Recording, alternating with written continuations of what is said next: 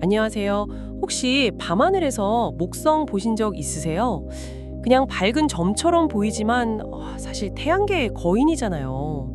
놀라운 비밀로 가득 찬 행성이죠. 네, 맞습니다. 오늘 저희는 나사의 주노 탐사선이 보내온 최신 자료들을 좀 보려고 하는데요. 이걸 통해 우리가 알던 목성의 모습이 얼마나 극적으로 변했는지 깊이 파헤쳐 보려 합니다. 네. 교과서에서 봤던 그런 흐릿한 줄무늬 행성은 이제 좀 잊으셔도 될 것 같아요. 그렇죠. 자, 그럼 목성의 진짜 얼굴을 만나러 가볼까요? 네, 좋습니다.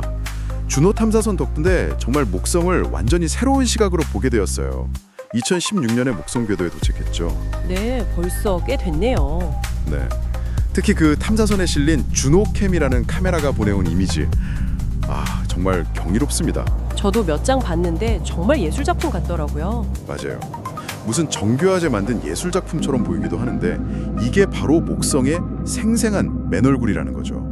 우리가 상상했던 것보다 훨씬 더 역동적이고 또 복잡하고 정말 살아 숨쉬는 듯한 세계를 보여주고 있습니다. 주노 탐사선 하면 목성의 강력한 자기장이나 그 깊은 대기 속을 탐사하는 최첨단 장비들 이런 걸로 유명한데 주노캠은 조금 사연이 있다고요. 네.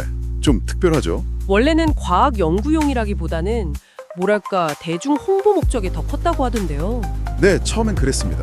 솔직히 말하면요. 근데 주노캠이 예상보다 훨씬 중요한 역할을 해냈어요. 오, 어떤 역할이었나요? 특히 주노가 목성에 가장 가까이 접근하는 순간 근목점 통과라고 하죠. 페리조프 패스. 극목점 통과요? 네, 타원 궤도를 도니까 목성에 아주 가까이 붙어서 휙 지나가는 때가 있거든요. 약 2시간 정도. 목성 구름 바로 위를 스치듯 빠르게 지나가는데 바로 이때 주노캠이 전례 없이 상세한 이미지들을 포착해낸 겁니다. 와, 그 짧은 순간에요? 네. 그래서 이 근접 비행 덕분에 단순한 홍보용 카메라로 작했던 주노캠이 목성 대기 연구에 아주 핵심적인 도구로 거듭난 셈이죠. 여기서 또 하나 정말 흥미로운 점은 나사가 이 주노켈 원본 이미지들을 전부 공개했다는 거잖아요. 맞습니다. 그래서 전 세계 누구나 이 데이터를 받아서 볼 수 있게 했다는 거죠. 네, 맞아요. 이런 개방적인 접근 덕분에 정말 놀라운 시너지가 생겼습니다. 전 세계의 시민 과학자들, 아마추어 전문가들, 심지어 예술가들까지 이 원본 데이터로 막 내려받아서요. 네? 자신만의 방식으로 처리하고 분석했죠. 그 결과 전문가들이 자칫 놓칠 수 있는 아주 미세한 구름 구조나 희미한 폭풍 패턴까지 발견해낼 수 있었고요. 와, 대단하네요. 네, 거대한 소용돌이 치는 사이클론의 모습이나 또 서로 다른 높이의 구름이 만드는 그림자 같은 거 있잖아요. 그런 것까지 포착해서 목성 대기의 입체적인 모습을 보여줬죠. 이 이미지들은 단순한 사진이 아니라 이제는 목성 대기 연구를 위한 정말 귀중한 데이터가 된 겁니다. 주노가 보내온 이미지 중에 가장 압도적인 것 중 하나가 바로 그 목성 극지방의 폭풍들이라고 들었어요. 네. 극지방 폭풍들. 정말 장관이죠. 북극에는 중심에 큰 폭풍 하나가 있고 그 주위를 8개의 폭풍이 거의 완벽한 팔각형 형태로 둘러싸고 있다고요. 네, 맞습니다. 거의 기하학적인 모양이죠. 근데 이 폭풍 하나하나의 크기가 지구 전체 크기랑 맞먹는다고요. 와, 스케일이 정말. 그렇죠. 폭풍 하나의 직경이 보통 4,000km에서 7,000km에 달하니까요. 지구 지름이 약 12,700km 정도니까 정말 거대한 거죠. 상상하기 어렵네요. 더 놀라운 건 뭔지 아세요? 이 거대한 폭풍 구조가 수세기 동안 거의 변하지 않고 안정적으로 유지되고 있다는 점이에요. 수세기 동안이요? 어떻게 그게 가능하죠? 과학자들은 이걸 목성의 아주 빠른 자전, 그리고 내부에서 올라오는 열, 또 폭풍들 간의 복잡한 상호작용, 이런 힘들이 만들어내는 어떤 절묘한 균형 때문이라고 설명합니다. 균형이요? 네, 마치 거대한 톱니바퀴들이 서로 딱 맞물려서 돌아가는 것처럼 그런 상태를 유지한다는 거죠. 그런데 이 폭풍들 그냥 보이는 게 다가 아니라면서요. 주노의 다른 장비로 보니까 더 깊은 비밀이 있었다고요. 정확히 보셨네요. 주노에는 마이크로파 복사계라는 장비가 실려 있거든요. 이게 구름 아래를 투과해서 볼 수 있어요. 구름 속을 보는 거군요. 네, 이 장비로 관측했더니 그 극지방 폭풍들이 표면 아래로 최소 100km 깊이까지 뿌리를 내리고 있다는 사실이 밝혀졌습니다. 100km요? 와, 눈에 보이는 것보다 훨씬 거대한 구조물이네요. 그렇죠. 그런데 여기서 또 흥미로운 점은 그 팔각형 중심에 있는 폭풍 있잖아요. 네. 그건 가시광선으로는 뚜렷하게 보이는데 마이크로파 관측에서는 주변 폭풍들과는 다른 신호를 보인다는 거예요. 아, 신호가 다르다고요? 그건 무슨 뜻인가요? 이게 아마도 중심 폭풍의 내부 구조나 그 깊이가 주변 폭풍들과는 다를 수 있다. 이걸 시사하는 아주 중요한 단서가 되는 거죠. 정말 복잡하네요. 극지방뿐만 아니라 목성 전체 대기가 엄청나게 역동적인 것 같아요. 이미지들 보면 막 소용돌이 치는 구름, 복잡한 난류 패턴, 구름띠를 가로지르는 제트기로 같은 것들이 보이는데 그렇죠. 이게 단순히 표면에서만 일어나는 현상이 아니라는 말씀이시죠? 바로 그 점이 준호의 가장 중요한 발견 중 하나입니다. 준호가 목성 주위를 돌면서 아주 미세한 중력 변화를 측정하고 분석했거든요. 네. 그 결과 우리가 보는 목성의 다양한 구름과 폭풍, 그러니까 이 대기층이 표면 아래로 무려 2,900km 깊이까지 뻗어 있다는 사실이 드러났습니다. 네. 2,900km요? 잠깐만요. 2,900km면 지구에서 가장 깊다는 마리아나 해구가 약 11km 정도잖아요. 맞습니다. 계산해보면 270배나 더 깊은 거죠. 상상이 되시나요? 와, 2,900km. 이건 거의 목성 반지름의 상당 부분을 차지하는 깊이 아닌가요? 그럼 목성의 대기는 그냥 얇은 껍질이 아니라 행성 자체의 아주 중요한 일부라고 봐야겠네요. 그렇습니다. 바로 그거예요.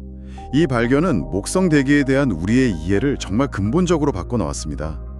목성의 대기는 단순한 표면 현상이 아니라 행성 내부와 연결된 거대하고 아주 깊은 순환 시스템이라는 거죠. 내부와 연결된 시스템? 네. 2021년에는 준호가 폭풍 위로 엄청 높이 솟아오른 구름이 아래쪽 구름층의 그림자를 들이우는 모습까지 포착했어요. 대기의 3차원적인 구조와 그 깊이를 시각적으로 보여주는 정말 놀라운 장면이었죠. 아, 그 그림자 사진 저도 본 것 같아요. 입체감이 느껴지더라고요. 자, 그럼 목성의 상징이죠. 대적점, Great Red Spot. 여기에 대해서도 새로운 사실이 밝혀졌다고요. 네, 대적점도 빼놓을 수 없죠. 오랫동안 그냥 거대한 폭풍 정도로만 생각했는데 이것도 깊이가 상당하다고요. 네, 예전에는 대적점의 비교적 얕은 그냥 대기 표면 근처의 현상일 거라고 추정했었어요. 그런데 준호가 중력 측정을 통해서 대적점 역시 표면 아래로 300km 이상 깊숙이 뻗어 있다는 것을 밝혀냈습니다. 300km 이상이요. 와, 지구의 어떤 바다보다도 훨씬 깊은 거네요. 그렇죠. 게다가 제임스 웹 우주망원경이나 허블 우주망원경과의 협력 관측을 통해서 대적점의 폭은 조금씩 줄어들고 있는데 높이는 오히려 더 높아지고 있다는 흥미로운 변화도 관측되었어요. 폭은 줄고 높이는 높아진다. 이건 뭘 의미하는 걸까요? 아마도 대적점을 유지하는 에너지원이 변하고 있거나 아니면 에너지가 행성 더 깊은 곳으로 전달되고 있을 가능성, 이런 걸 시사하는 거죠. 아직 연구 중입니다. 목성의 번개도 지구와는 좀 다르다고 들었습니다. 어떤 점이 다른가요? 네, 크게 두 가지 차이가 있어요.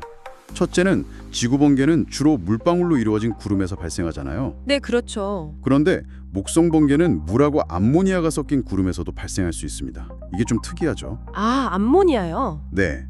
그리고 둘째는 지구 번개는 주로 적도 지역에서 활발한데 목성 번개는 놀랍게도 극지방 근처에서 훨씬 더 자주 관측된다는 점이에요. 극지방에서요? 왜 그렇죠? 아마도 목성 대기의 독특한 화학 조성이나 열순환 방식 때문일 것으로 보고 있습니다. 이것도 목성의 특징이죠. 와, 알면 알수록 신기하네요. 이제 행성 내부로 좀 더 들어가 보죠. 준호 덕분에 목성의 핵에 대한 기존 가설이 뒤집혔다는 이야기가 정말 흥미롭던데요. 아, 네. 핵 이야기. 이게 또 아주 놀라운 발견입니다. 기존에는 작고 단단한 핵이 있을 거라고 생각했잖아요. 네, 그랬죠. 이전 모델들은 목성이 지구처럼 작고 밀도 높은 암석 핵을 가졌거나 혹은 아예 핵이 없을 수도 있다 이렇게 예측했었거든요. 근데 준호가 측정한 중력 데이터랑 자기장 데이터를 보니까 전혀 다른 그림이 나온 거예요. 어떻게 다른가요? 목성의 핵은 예상보다 훨씬 크고요. 단단하다기보다는 암석과 얼음 성분이 내구의 수소랑 아주 광범위하게 섞여서 희석된 상태, 혹은 이걸 솜털 같은 fluffy 상태라고 표현하는데 그럴 가능성이 높다는 겁니다. 솜털 같은 핵이요. 와, 상상하기 어려운데요. 이게 왜 중요한 발견인가요? 이게 목성의 탄생과 진화에 대한 아주 중요한 단서를 주기 때문이에요. 이렇게 크고 희석된 핵은 목성이 만들어지던 초기에 다른 거대한 원시 행성과 충돌했다거나 하는 아주 극적인 사건이 있었을 가능성을 시사하거든요. 아, 충돌이요? 네, 그 충돌로 인해서 원래 있었을지도 모르는 단단한 핵이 파괴되거나 내부 물질과 막 뒤섞여서 현재와 같은 솜털 핵 구조를 만들었을 수 있다는 거죠. 어쩌면 행성 형성 이론을 다시 써야 할 수도 있는 그런 발견입니다. 와, 행성 형성 이론까지 바꿀 수 있다니 대단하네요. 내부 구조 이야기가 나온 김에 자기장 이야기도 안 할 수 없죠. 목성 자기장이 태양계 최강이라는 건 알았지만 준호가 측정한 결과는 예상을 훨씬 뛰어넘었다고요? 네, 맞습니다. 특정 지역에서는 지구 자기장보다 무려 30배나 강한 곳도 발견됐어요. 예상보다 훨씬 강력한 거죠. 30배요. 그 원인은 뭔가요? 이 강력한 자기장의 근원은 목성 내부 깊은 곳의 극한 환경에 있습니다. 엄청난 압력 때문에 수소가 기체나 액체를 넘어서서 전기를 전도하는 금속처럼 변하는 상태가 되거든요. 이걸 액체 금속 수소라고 부릅니다. 액체 금속 수소. 네, 이 거대한 액체 금속 수소층이 마치 발전기처럼 작용해서 강력한 자기장을 만들어내는 거죠. 그런데 준호는 이 액체 금속 수소층이 기존에 예측했던 것보다 훨씬 표면에 가까운 곳에서 시작된다는 것도 밝혀냈어요. 아, 그것도 예상 밖이었군요. 네, 이건 기존의 목성 내부 구조 모델들이 틀렸다는 걸 명백히 보여주는 결과입니다. 정말 준호가 기존 상식을 많이 깨트렸네요. 내부 구조만큼이나 대기 성분에 대한 미스터리도 풀렸다면서요. 특히 그 25년이나 묵은 물의 미스터리. 아, 네, 물 미스터리. 그것도 정말 흥미로운 이야기죠. 1995년에 갈릴레오 탐사선이 목성 대기에 진입했는데 예상보다 너무 건조해서 과학자들이 엄청 당황했었다면서요. 맞습니다. 당시에는 탐사선이 정말 우연히 목성의 사막 같은 아주 건조한 지역에 떨어졌다고 추측했었어요. 목성 전체가 그럴 리는 없다고 생각했으니까요. 네. 근데 그게 아니었다는 거죠? 네, 준호가 25년 만에 그 이유를 밝혀냈습니다. 이게 아까 이야기했던 목성 번개와 관련이 있어요. 번개랑요? 어떻게 관련되죠? 번개가 치는 지역에서 물과 암모니아가 결합해서 얼음 알갱이를 형성해요. 일종의 암모니아 우박 같은 건데 이걸 머시볼이라고 부릅니다. 머시볼이요? 네, 이 머시볼이 꽤 무겁거든요. 그래서 이게 대기 깊숙이 가라앉으면서 마치 스펀지처럼 주변 상층부에 있는 수증기랑 암모니아를 함께 끌고 내려가는 거예요. 아, 그래서 그 지역 상층부가 건조해지는 거군요. 그럼 갈릴레오 탐사선이 바로 그 머시볼이 떨어지는 지역으로 들어갔던 거고요. 정확히 그렇습니다. 준호는 갈릴레오가 진입했던 바로 그 위도에서 이 머시볼이 형성되고 아래로 떨어지는 과정을 실제로 관측했습니다. 와, 소름 돋네요. 네, 결국 갈릴레오의 측정은 오류가 아니었고 우연히 건조 지점에 간 것도 아니었던 거죠. 오히려 목성에 예상치 못한 아주 복잡한 대기순환 메커니즘을 처음으로 포착했던 역사적인 순간이었던 겁니다. 25년 만에 풀린 미스터리죠.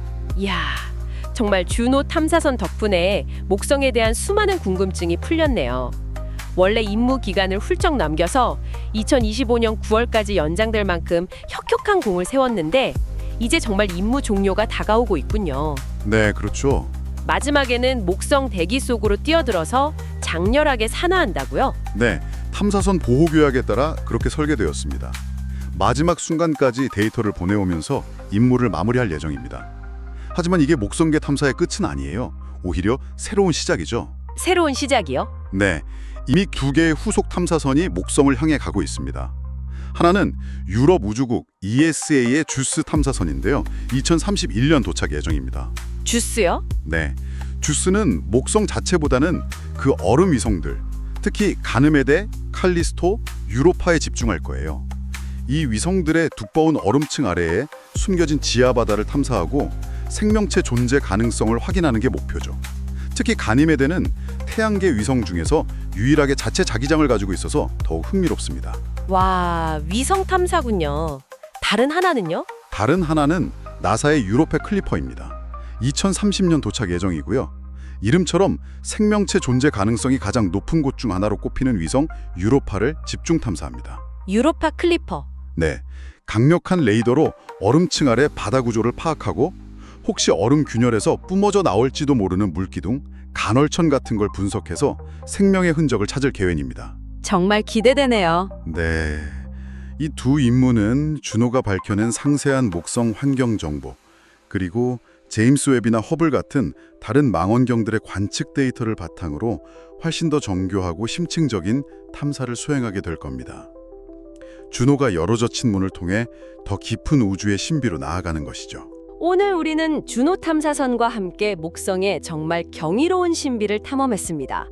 끊임없이 변화하는 역동적인 대기, 상상을 초월하는 깊이, 그 솜털 같은 핵과 강력한 자기장, 그리고 물과 암모니아가 빚어내는 독특한 화학작용까지.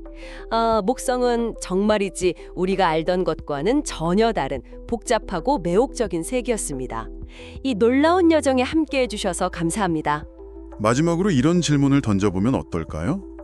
준호가 목성 자체에 대해서도 이렇게 예상치 못한 사실들을 많이 밝혀냈잖아요. 네, 그랬죠. 그렇다면 앞으로 주스, JUIC와 유로파 클리퍼가 생명체 존재 가능성이 더 높다고 여겨지는 목성의 위성들, 그 얼음 아래 숨겨진 광대한 바다를 본격적으로 탐사하기 시작하면 우리는 또 어떤 상상도 못했던 발견과 마주하게 될까요?